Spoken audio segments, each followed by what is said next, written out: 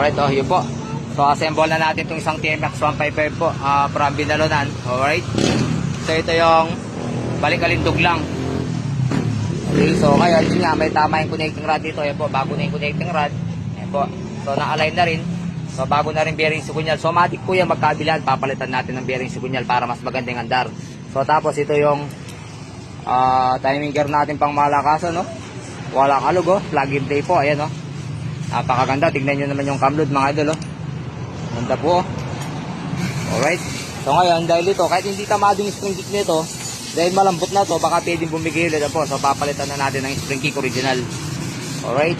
Tapos, clutch lining natin, yung walang dragging, ang malakasan. So, tapos po, oil seal magnet, oil seal clutch arm, original lahat yan, pati valve seal. Kasi valve seal na nilagay dito, okay naman yung pangyak sa rem. Yun nga lang kasi medyo persado. Palit kasi yung pangyak sa rem, palit lang siya. Halos 4mm lang ang butas. Okay? So ngayon, pag nilagay mo sa 155, dito pa lang sa valve guide, medyo pisak na siya. So ngayon, papalitan nga natin yung talagang nakasukat sa 155 mismo. Okay? So ayan po. So ring K5 plus damper na original. Okay?